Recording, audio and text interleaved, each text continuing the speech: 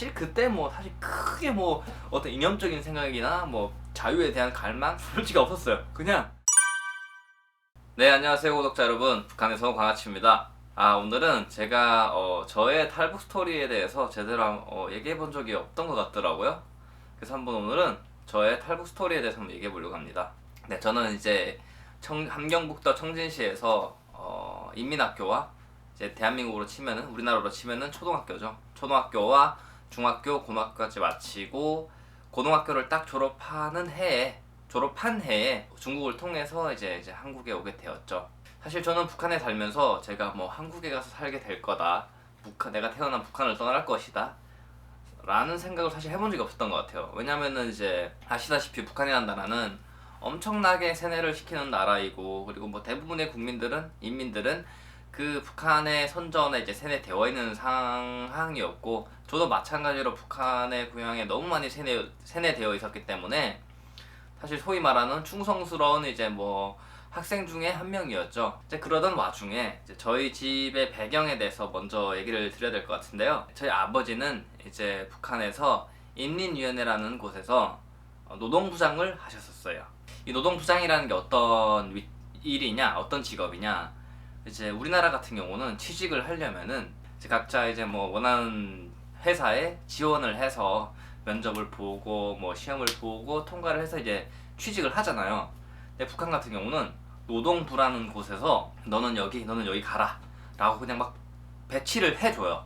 그래서 그냥 뭐 내가 아무리 어떤 능력이 있고 어디에 뛰어나고 어떤 걸 못한다고 하더라도 그 노동부에서 뭐 너 여기로 가 하면 이제 보내주는 곳에 그냥 가야 되는 거예요. 물론 노동부라는 게 각자의 어떤 개성이나 갖고 있는 기술을 잘 살려서 적재적소에 배치하라고 있는 기관이긴 하지만, 북한에 있는 직업들이 뭐 좋은 직업도 있고 안 좋은 직업도 있을 거잖아요. 사실 모두가 다 원하는 직업이 있고 모두 가기 싫어하는 직업이 있고 하다 보니까 이제 뭐 어쩔 수 없이 강제로 뭐 그냥 막 보내야 되는 경우도 있었고, 뭐 어쨌든 그런 걸 하면서 이제 나름 되게 좀 쏠쏠한 되게 실용적인 직업도 간부 권력이어가지고 저희 집은 나름 괜찮았었어요. 어릴 때 뭐 배고픔이 뭔지 사실 몰랐었고, 그리고 뭐 저희 동네에도 사실 굶어 죽는 사람은 없었어요, 솔직히.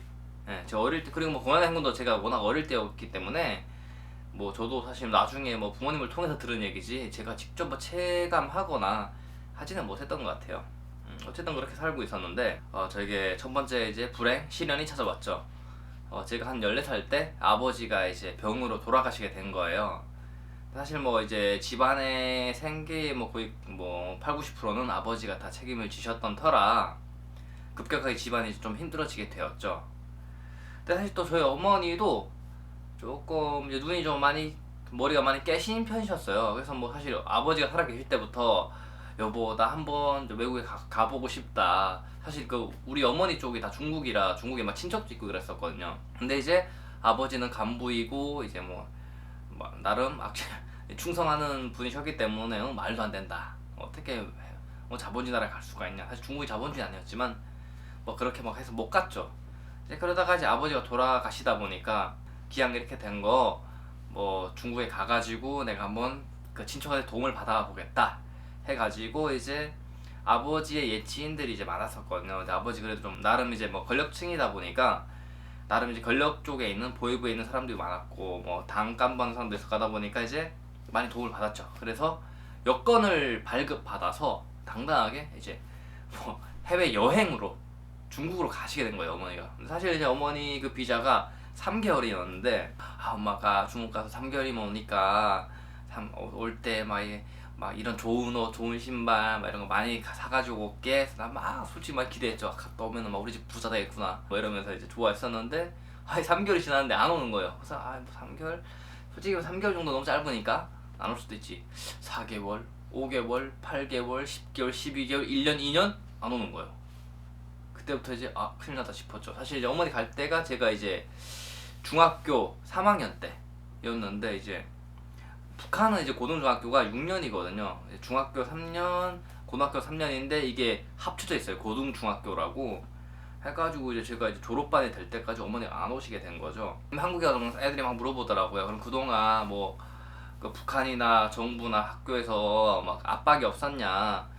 솔직히 뭐 특별한 압박은 없었던 것 같아요. 근데 이제 한 3년 차 되니까 슬슬 좀 압박이 오더라고요. 이제 압박을 느낀 게 제가 이제 북한에 있을 때 청진 외국어 학원이라고 여러 치면 외국어를 다녔었는데 영어 뭐 말하기 대회 무슨 경연대 해가지고 그러니까 이제 이 외국어 학원이라는 건 도에 하나씩 있어요. 그러니까 예로 치면 도외고였죠.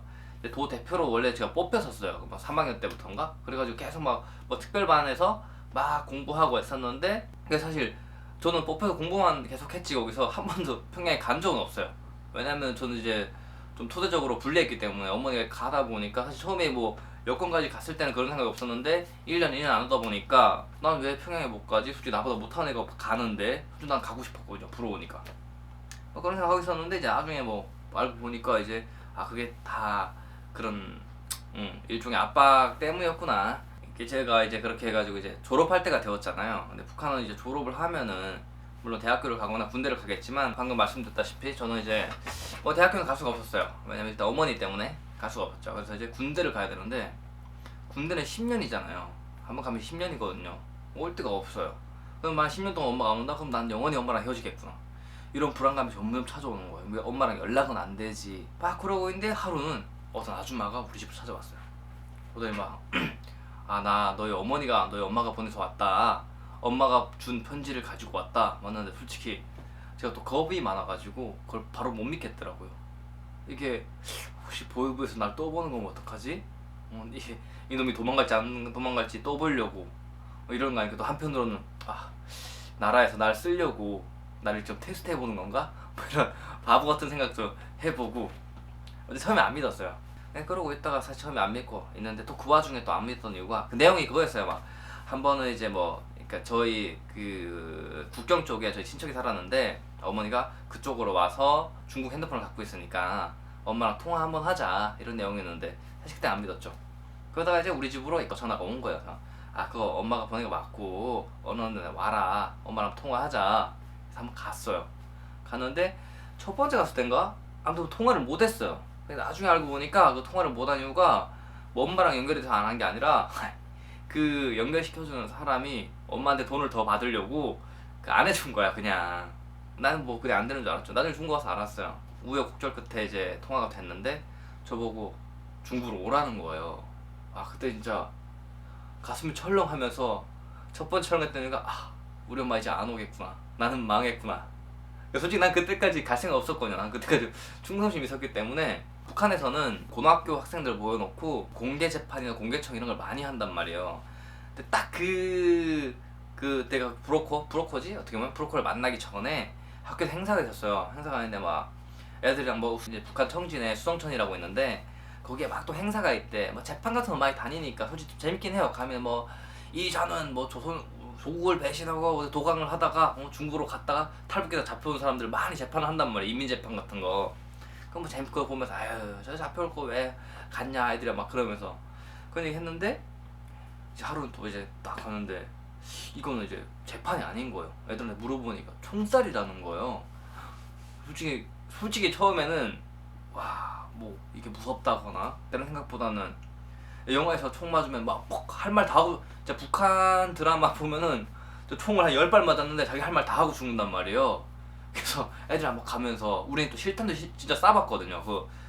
붉은 청년그리대 훈련이란 걸 하면서 진짜 총 맞으면 그렇게 바로 안 죽는지 할 말 다 하고 죽는지 막 신기하다 궁금하다 이런 얘기하면서 갔어요. 갔더니 수원천에 갔더니 사람이 엄청 많은 거예요. 막 진짜 그 동네에 있는 중고등학교 그리고 막 인근 공장 사람들 다 온 것 같아요. 새까맣게 있는데 저한테 오라는 거예요. 너는 딱 그렇게 얘기했어요. 너는 너희 엄마가 중국 가서 안 왔으니까 너는 제 앞에서 보고 이 정신부장을 다시 해야 된다 뭐 이런 얘기를 하더라고요. 그래서 맨 앞으로 오라는 거예요. 솔직히 그때는 뭐 잘됐다 궁금했는데 멀리서 보면 잘 보이진 않을 텐데 제대로 봐야지. 앞에 가서 봤어요.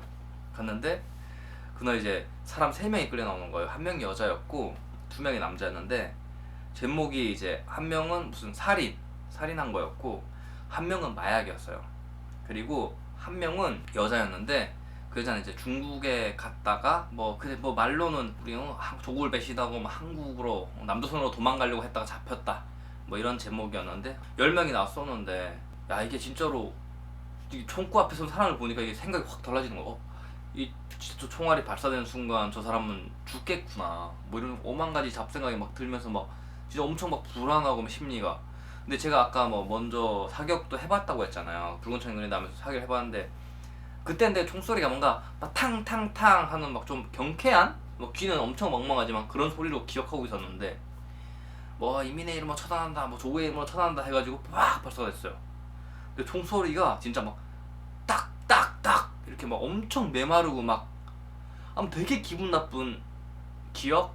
제가 유튜브라 자세하게 표현은 못하겠지만 제가 뭐 영화를 봤던 장면이랑 너무 다르더라고요. 너무 다르고 너무 끔찍하고 그러면 드는 생각이 난 그때 이제 엄마 안 오네 막 나도 가야 되나 이런 생각을 막 하고 있을 때였는데 그걸 보니까 와 내가 만약 가다가 잡히면은 저기 서 있는 사람이 내가 될 수도 있겠구나. 근데 그때는 사실 이게 두려움이 내가 죽겠구나에 대한 두려움보다 내가 나서 자란 여기서 몇십 년 산 내가 십여 년 산 이 땅에 나를 아는 모든 사람들 이렇게 날 보면서 내가 총 맞아 죽는 거를 보면서 나에게 욕을 하겠구나 이게 너무 무서운 거예요 그때는. 그래서 나는 절대 저 총 맞을 짓 하지 말고 저 충성을 다해서 살아야겠다 이런 생각을 하고 있던 찰나에 이제 어머니랑 통화가 된 거죠. 그래서 엄마한테 막 혹시나 그 통화를 누가 엿들을까봐 진짜 완전 악질 공산당원처럼 엄마 뭔 소리 하냐 난 조국을 배신할 수 없다 엄마 많이 변했구나 엄마 자본주의 잘 살아 나 안 가 뭐 이러고 이제 다시 집으로 갔죠. 다 청진으로 왔어요. 이게 사람이 어쩔 수 없는 게 그러니까 원래 아예 가능성이 없다 그러니까 이런 가능성에 대해 생각도 안 해보면은 그냥 요게 만족하고 살 텐데 한번 이제 그렇게 와가지고 애들이랑 한국 드라마 이런 거 많이 봤단 말이에요. 애들한테는 아무 말도 안 하고 이제 저는 북한에 나올 때까지 누구한테도 나 간다는 얘기 안 했었거든요. 아무도 못 믿기 때문에 딱 나만 혼자 알고 있고 혹 잡히면 나 끝나는 거니까. 그래서 막 드라마 보고 있는데 애들은 막 야 부럽다 부럽다 하고 있는데 저는 그걸 보면서 딴 생각을 하고 있는 거죠. 잠깐만 내가 엄마 말 듣고 가면 저게 나일 수도 있겠네? 뭐 이런 생각. 그러면서 막 점점 이게 막 싸우는 거야. 안 된다 가면 안 된다 배신하면 안 된다. 근데 그 막 너무 막 핸드폰 쓰고 막 머리 막 멋있게 하고 저런 삶 살아야 된다 막 싸우는 거예요. 사실 그때 뭐 사실 크게 뭐 어떤 이념적인 생각이나 뭐 자유에 대한 갈망 솔직히 없었어요. 그냥 야 저거 하면 저렇게 멋있게 살 수 있겠구나 뭐 그런 생각만. 솔직히 그때는 가면 그냥 그렇게 사는 줄 알았거든요. 그러다가 이제 아까 말씀드렸다시피 졸업때가 딱 되어가지고 이제 졸업을 하면 군대를 간다. 군대 10년을 가는데 10년 가면은 진짜 내가 어떻게든 지금은 이제 엄마라는 어떤 그런 끈을 잡고 있고 아직 엄마가 중국에 가 있으니까 내가 마음 먹으면 갈 수 있다는 어떤 그런 끈이 있는데 내가 군대를 가게 되면은 이 끈마저 아예 놓쳐버리고 망망대해 그냥 표로 될 수도 있겠구나. 그러면 내 인생 그냥 그렇게 끝날 수도 있겠구나. 왜냐면 난 어차피 배신자의 아들이 될 거기 때문에 내가 뭐 아무리 거기서 뭘 잘해봤자 뭐 내 인생은 이미 끝난 거거든요. 그냥 땅만 파다가 이제 평생 죽겠죠. 뭐 소위 우리나라에서 막 얘기하는 뭐 아우지 하는, 물론 아우지는 아니겠지만 그런 탁강에 가가지고 진짜 제일 사회 최하층에서 그냥 살다가 죽을 생각하니까 갑자기 싫은 거야. 내가 이러려고 태어난 게 아닌데. 네, 다음 시간에는 제가 딱 여정을 어떻게 떠나게 되었는지, 떠나서 어떤 과정을 거쳐서 이제 뭐 대한민국까지 오게 되었는지, 또는 중국에서 어떤 일들이 있었는지에 대해서 한번 얘기해 보도록 하겠습니다. 감사합니다.